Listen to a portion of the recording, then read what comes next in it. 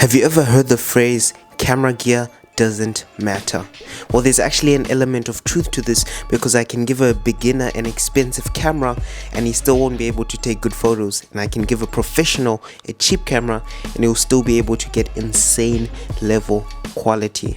Well, in today's videos I'm going to be breaking down how to take good photos with a cheap camera. But when I say cheap camera, I don't mean a flippin' plasticky $20 camera. I mean like a decent camera that you can change the lenses interchangeable.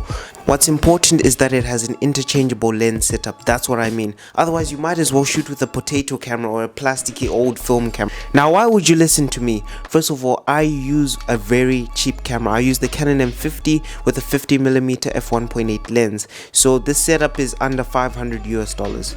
Pretty much the most beginner level setup you can get. So the first thing that will seriously enhance the quality of all your images and possibly even videos is using prime lenses. It's true. Ditch the old kit lenses. Don't use that 15 to 45. That's the beginner lens. If you want to stay a beginner, keep using those lenses. But then the lenses that you should be swapping to increase your quality is not zoom lenses. You should actually switch to prime lenses. The reason is because for the price, prime lenses are usually super good quality. They're usually super sharp, and most prime lenses have a really low aperture. Most of them actually have an aperture of like 2.8 down to 1.8 for the budget ones. But prime lenses could be like $100. Think of the 50mm f1.8. This lens will bring you new quality, new sharpness to your photos that you wouldn't even believe was even possible just a while ago. But then your quality will just improve. If you want to quickly improve your quality with the lowest amount of money, prime lenses are your option. I'm telling you. Prime lenses give you that smooth, blurry background, that portrait look that just looks aesthetic, and it just offers a new standard of quality that is just sets you apart from smartphone shooters. Because the main thing that differentiates a smartphone shooter from a camera shooter is that blurry background that you get from a prime lens. So start using prime lenses and improve the quality of your images. Now, everyone knows this, but I don't think you're doing it. Lighting is such a crucial component into getting a good photo. When everyone gets a camera, they stop caring about lighting because they think their camera can handle it. But I'm telling you right now, I guarantee it, any camera will take a better picture if you give it better light, more light. So I try and take most of my shots outdoors if possible. But if you want to get some indoor shots, just make sure your indoors is well lit. Make sure it's quite bright. And I would actually recommend stuff like external flashes and studio lights. You can start to invest in that. I promise you it will be worth your investment. But make sure every time you take a picture, you look around and just see, is there enough light here? Is it bright? Don't take pictures in dark scenarios. Try and as much as you can to light your image as much as possible, because it really does make a difference and it really does improve your image quality drastically. Next one's gonna sound kind of obvious, but it makes such a huge difference. You have to change your angles, perspectives, positions.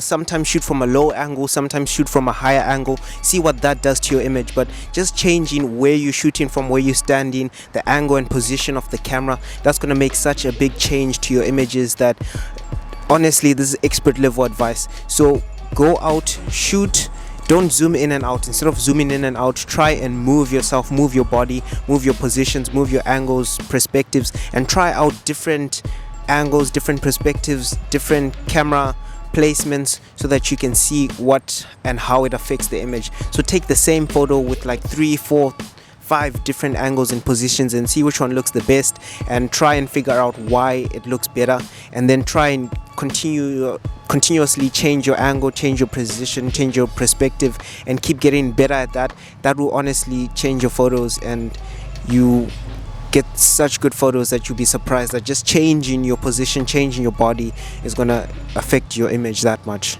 Okay, now I know you've probably heard this a lot, but shoot in manual mode. It really gives you control over your image as a photographer. A lot of people think auto is easier, and yes, I do agree, auto has its place and it's easier, but shoot in manual, or at least aperture priority, because trust me, as a photographer you need full control of your images. It just manual just gives you the ability to set your aperture as low as possible.